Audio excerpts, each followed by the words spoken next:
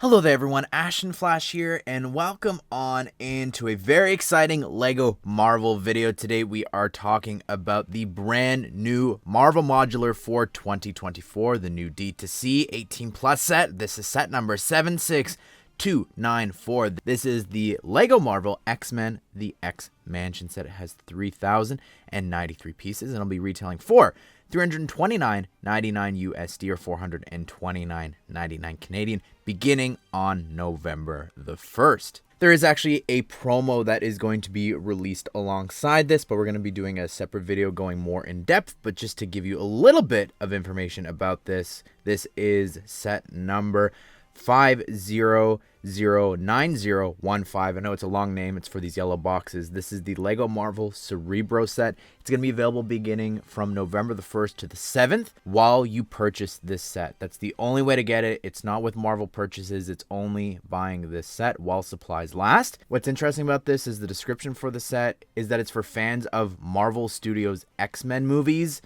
which is very confusing to me. First of all, you don't even include the headpiece for him, and also the person on screen is Jubilee, who doesn't appear in the movies, and it's clearly her from X-Men 97. There's also something mentioned in the description that I don't have a picture of, so yeah, we just have to do a whole video talking about this. I also wasn't sent that early, so we don't have a review of that. That'll have to wait until November the 1st, but I have been sent the mansion. So the review for that will be releasing very soon, as well as just a ton of other videos here over the next few days. And if you're unfamiliar with what we've done in the past for the Bugle, the Sanctum, and then the Avengers Tower, we do just so many videos, Easter eggs, references, what's missing, the review, connecting the Marvel modulars with the previous ones and the current modulars. There's so much to come with this, so stay tuned for that. But there's just so much to talk about with this, and I want to talk about, like we did with the leak, and just talk about the modularity of this, because I think it's also just very unique, this set itself.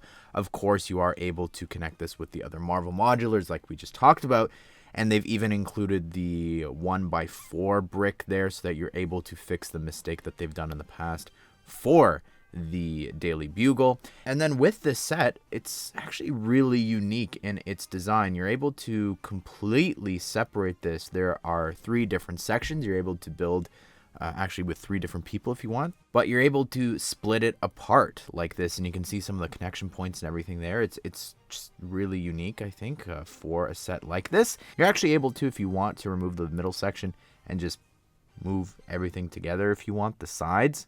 You can actually see that here being shown off from when I was in Denmark. The walls for one section are actually removable. We'll talk about that in a second. The design of the building looks really great. I love the color of it, and just the fact that this is mostly based off of here the X-Men 97 show, I think is just a great choice here given its popularity. And I'm very happy about how this turned out color scheme wise and just the design of this.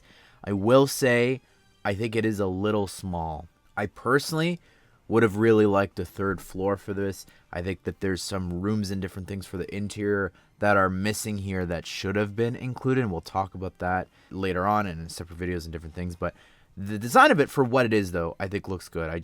I'm having a hard time, and I've seen other people say this as well, not comparing this to the museum. And I think it's a real shame that both these sets are releasing like the exact same year. That modular may have released last year in December, but it is the 2024 modular. So I don't know. I definitely see some of the similarities and comparisons to be made between the two, but color scheme wise and everything, they are very different. I think it's just people are seeing it as this long building. There's quite a lot going on, especially with the top. There is a play feature in the back that if you hit that, it'll actually blow up and explode. Sort of like a lookout tower, sort of balcony there that we saw Jubilee and Sunspot talking there. I think it's very interesting how much grass you have here. It sort of is weird to see because this building is from upstate New York, and then they've made it able to connect with buildings that are in downtown New York. So it's very fascinating to me how they've done this. So you've got the bit of roads there that you would have for the modulars with the path of the street, and then you've got a lot of lawn space, which sort of means that you're creeping in on potential space that you would have on the inside of the mansion, especially because you have a back alleyway, which we'll talk about.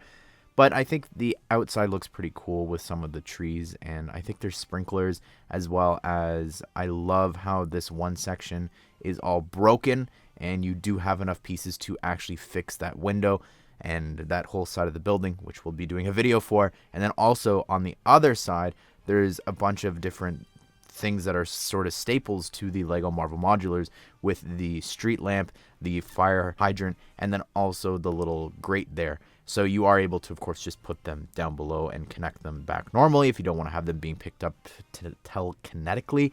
But then in behind, you've got a really cool little 2x4 tile there for the Xavier's School for Gifted Youngsters. You'll notice that little cross piece there, what that is actually for you to put all of these different superhero stand pieces all around. The designer of this is the same one that did the Sanctum and then half of Avengers Tower last year, so it makes a lot of sense that there are sort of similarities here throughout this, where different things like in the chimney for Gambit there, you can attach the different pieces, and in that center part there for Storm.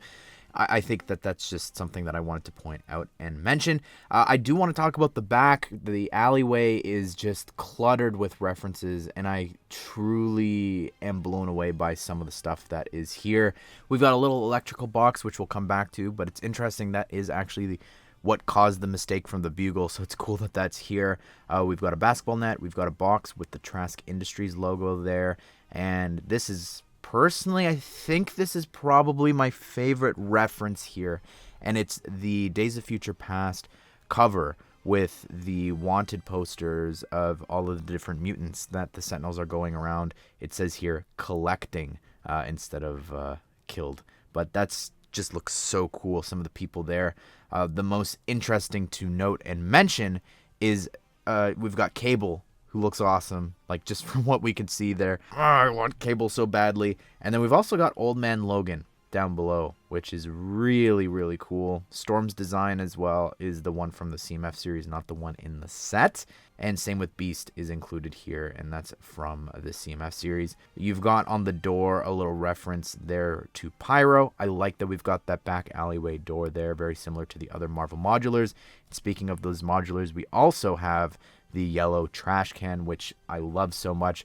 We have a frog there, or rather a toad, referencing that character, and you can see that there's also a fedora, and there are stuff inside that I will save for the review. Got to keep you guys around, right? But there's some pretty cool stuff.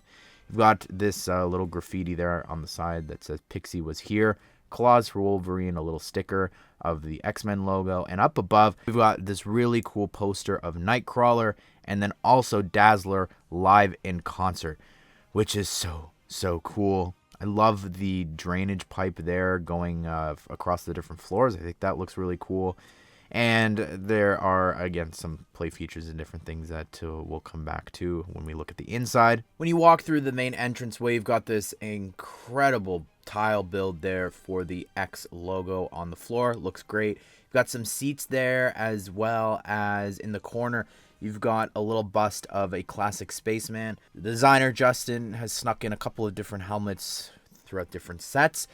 He tried his best to get a light gray one here for the first time, but unfortunately wasn't able to, so he settled for a white one here for that little bust.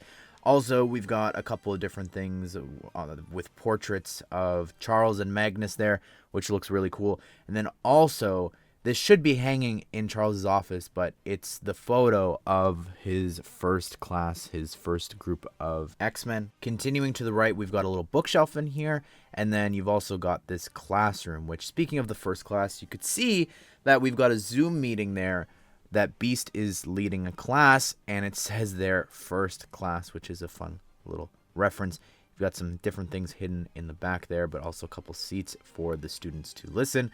Also, on the floor, we've got a little travel brochure for Japan, which is really cool. It's the same design for travel brochures that we had in the Sanctum, but this time it is Japan because of Wolverine and just a ton of other connections there. Over on the left side, this is really interesting here. You can see we've got this TV with the news reporter that, again, because we do these references and Easter egg videos every single year now, it's all connected, which is so, so cool, even to a 4+ set, which we'll talk about, but I love that. And secretly, this guy has been a mutant the whole time. He's got 3 hands there. He's sweating bullets there. I love that a lot. That's awesome. But the door, that gorgeous looking piece there, you, of course, use that little electrical box in the back, and that opens it up into the danger room, which looks really cool. You have these walls that you are able to swap around. You can have it just neutral, but then also with all these missiles and different lasers and so much going on here. You actually have this going even into the top floor, which I think is just really interesting that they chose to do that, where you've got this window for like them to be looking down on the training. I think that's really fun. It's really small though. That's the only thing, is like the danger room. It's supposed to be able to create different scenarios and all that. I'm tempted to say maybe it shouldn't have been included, but it's so important that it definitely needs to be, and I would be saying the opposite if it wasn't. But I kind of really want to just turn that into other classrooms and different bedrooms in Charles's office, because then what I really want to do is design something like Gringotts. Same designer, by the way, that split that set as well with someone else, but where you have it underneath this base plate. That's sort of my idea for this, but we'll have to wait and see. But anyways, going back into the lobby for a quick second, we have the elevator, which is the same design that we've gotten before for the other Marvel Modulars. Mwah! Love that they're continuing that. And then it continues up into the second floor, which this room is actually a lot of different things. It says on the elevator sign there, it says Lab Level 1. So this is a laboratory here. So you've got so much going on, which doesn't make sense. You have Cerebro in here, which, yeah, okay, so the promo is cool because it's got Cerebro on its own, but this is just an interesting build. Using, like, the flower pot piece there in silver is definitely a choice with the little wire and everything connected. I think that's kind of funny. Also, for Cerebro, there's this sort of window canopy with a sticker with a bunch of different, like, little minifigures scattered throughout that, I guess, for Charles scanning. But then also what you've got going on here is you've got this MRI machine there, which is also really dangerous given just how much metal is inside of Logan. But speaking of that, underneath you do have this 2x3 little tile, which has, you could see the adamantium and his claws there, which is really cool. Continuing the lab, you've got this little room here with like a computer, and it has like the cure there. Also, continuing to the right, we have a bedroom here with 2 beds. One of them is just awesome. It's Wolverine's, and you're able to actually have him holding the portrait from the sad meme with Jean and Scott, which is just incredible that they included that. Also above his bed is a sword. That's could be a reference either to the Silver Samurai or also Psylocke, so I appreciate that. More likely it's above Wolverine's bed. So also on the nightstand, you have a little mini Statue of Liberty, which is such a fun reference. And then you've also got there the 1x2 little stick of gum for Jubilee, which there's pieces of gum hidden throughout the set. But one of my favorite things here is the first appearance of the X-Men. And I love that they included that truly so much. I love that they did that last year for the Avengers Tower, and now this. And I need this every single year if this is an annual thing. They did this last year with Avengers Tower with the Avengers, and I truly hope that they continue this if we get more in 2025 and beyond. And then on the other side, just going back to the Danger Room real quick, that there is all the different computer panels and all that, and buttons, and a chessboard on the floor there too for Charles and Eric. Before we move on to the minifigures, I do want to talk about one more build included, and it is this incredible looking Sentinel. This is just truly, I think, the best we've ever gotten. I mean, we've only gotten 2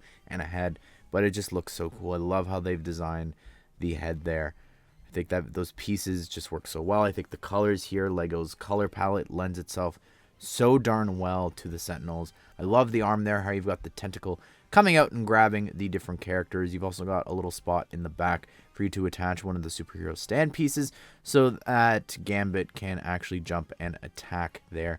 And speaking of Gambit, we'll start with him. It's so fascinating to me that in all of the product images and box images, and even on the wanted poster, even in the upcoming Marvel Disney Plus Mission Demolition, he's got the BTS hair. But in the lifestyle image and the actual set, he uses Han Solo's hair. So I think that is a bit of a shame. I really don't think any hairpiece really quite captures his look perfectly, but I'm so curious what happened there. Anyways, we'll get the super boring figures out of the way. Wolverine's here. Same one from the Jet. I don't know why like they just aren't using the one from the minifigure series. We've also got Rogue here, same exact figure from the Jet, which I think is a shame. And that's sort of what happened here with Cyclops, except they decided to give him leg printing. They didn't have yellow hips for some reason. It's blue with printing. He looks good. I like the optic beam piece there. I think that's a really cool and smart choice that they've done for that. But I just don't really get why they wasted a print for the legs. I say wasted a print for the legs because if you look here at Charles Xavier, that one print for the legs could have been used here instead for his torso.